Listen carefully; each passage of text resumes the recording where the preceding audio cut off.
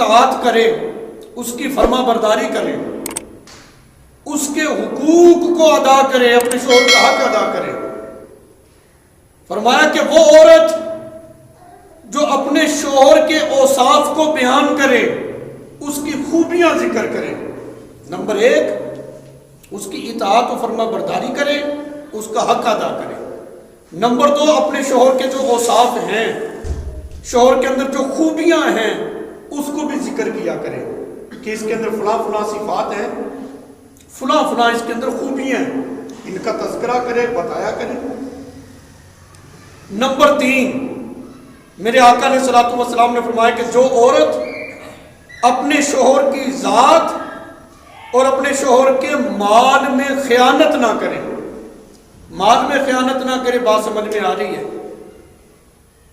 عورت اپنے شوہر کی ذات میں خیانت نہ کرے، مطلب اپنے کردار کو صاف ستھرا رکھے، اپنے کردار کو گناہوں سے داغدار نہ ہونے دے۔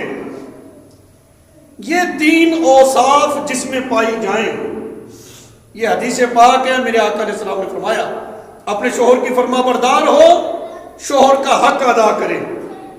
نمبر 2 نبی کریم علیہ السلام نے فرمایا اپنے شوہر کی خوبیاں، اس کے اوصاف بیان کرنے والی ہو، اس میں بخل نہ کرے۔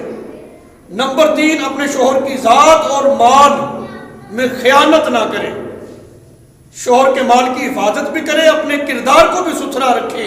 فرمایا کہ جس میں یہ اوصاف آ جائیں نا جس عورت میں، حضور علیہ السلام نے پھر اس کے لیے انعام ذکر کیا۔ انعام کیا ہے؟ حدیث ہے، میرے آقا نے فرمایا بینہا وبین الشہداء درجۃ واحدۃ فی الجنہ۔ فرمایا کہ اس عورت جس میں یہ صفات ہوں اور شہداء کے درمیان جنت میں 1 درجے کا ہی فاصلہ رہ جاتا ہے۔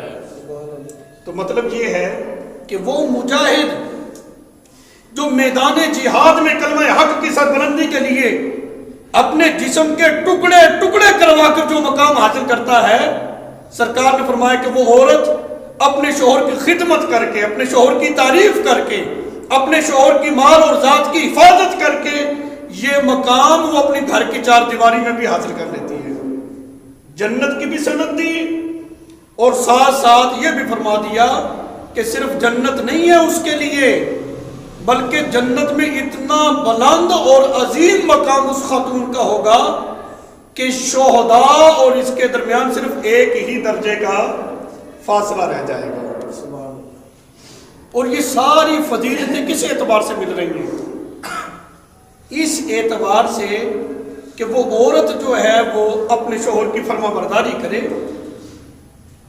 اس کے حقوق ادا کرے، اس کے حق کو ادا کرے، اس کی مال اور ذات میں خیانت نہ کرے، تو یہ اللہ تعالیٰ کتنا بڑا انعام دے رہا ہے۔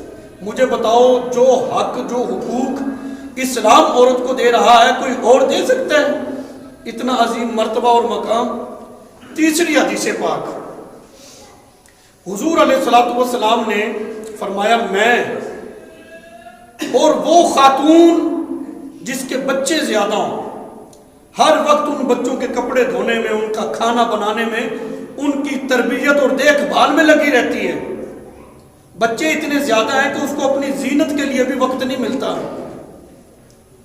کہ اپنی زینت اختیار کرے، اپنی ذات کو ٹائم دے، یہاں تک کہ اس کے رخساروں کا رنگ اڑ جاتا ہے، رنگ پیلا پڑ جاتا ہے، اپنے بچوں کی خدمت میں، ان کا کھانا بنانے میں، کپڑے دھونے میں، انہی کی خدمت میں لگی رہتی ہے۔ حضور علیہ السلام نے ایسی خاتون کو اتنا پسند فرمایا، فرمایا میں اور وہ خاتون جو اپنے بچوں کی پرورش میں، جس کو اپنی زینت کا بھی ٹائم نہیں ملتا، میں اور وہ خاتون قیامت کے دن اس طرح ہوں گے جس طرح کے یہ ہاتھ کی 2 انگلیاں جڑی ہوئی ہیں۔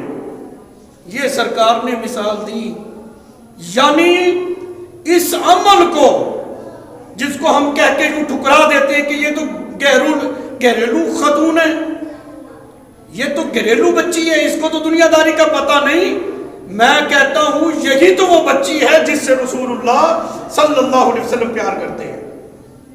فرمایا قیامت کے دن حضور علیہ السلام ایسی خاتون کو ایسی بچی کو اپنا اتنا قرب عطا فرمائیں گے. تو یہ صرف گھریلو نہیں ہے، بلکہ ایسی عورتیں ہی حقیقت میں دیندار عورتیں ہوتی ہیں.